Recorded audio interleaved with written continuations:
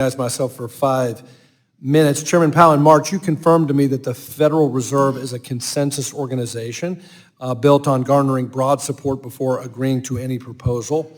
And given the breadth and scope of the potential changes to the capital framework that is under review right now, that consensus-driven approach seems to be all the more important. I am concerned that the Vice Chairman for Supervision is seemingly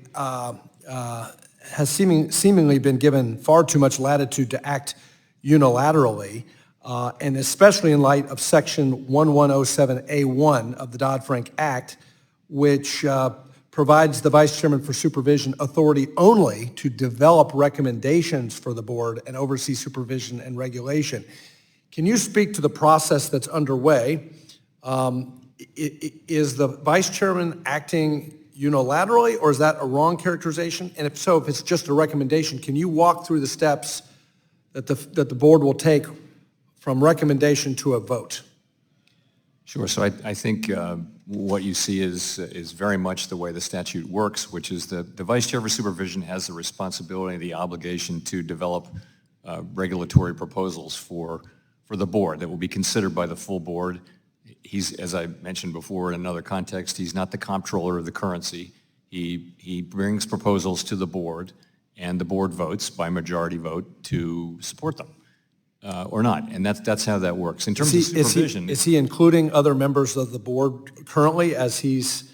So I think all of us have been getting briefings on what's developed, but ultimately the job is to present something to the board for consideration by the board. And how long will that, once he presents his recommendations, how long will there be debate, deliberation, and is that transparent for the public?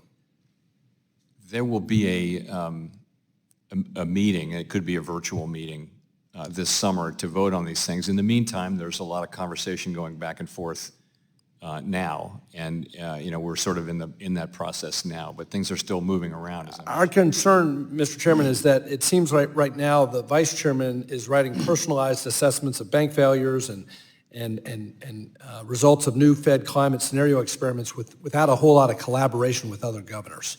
And so, given that this new scheme could raise capital requirements by as much as 20% in an already well-capitalized banking system, and that the cost of such changes could be $100 billion or more in lost GDP, I am concerned with your testimony that this would only be a virtual vote.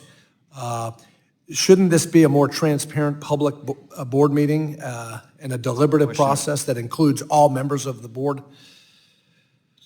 It's really just a question of calendars and when will people be. It's the summer, but that's something we haven't decided what form the meeting would take. Would it be virtual?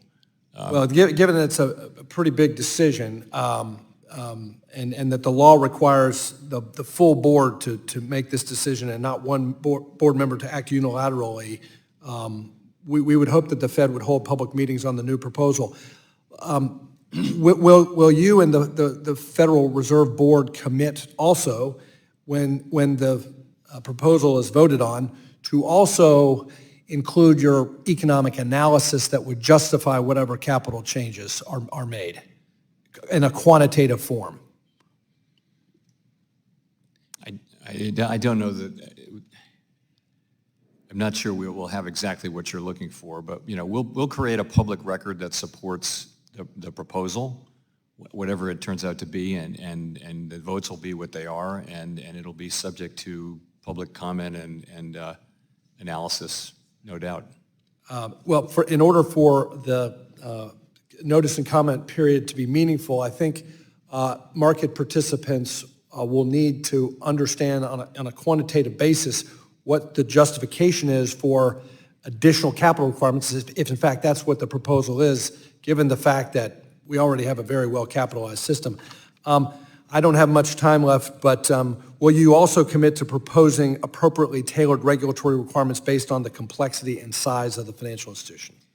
So I will commit to supporting that. I can't commit to what the final product will be or what the vote will be, but as I mentioned at the outset, I do think we benefit hugely from a very diverse banking system, and I wouldn't want to do anything to jeopardize that. Finally, earlier this week, the Wall Street Journal published an article that stated that, unlike your predecessors, you have not focused on fiscal responsibility. Would you like to correct the record regarding that?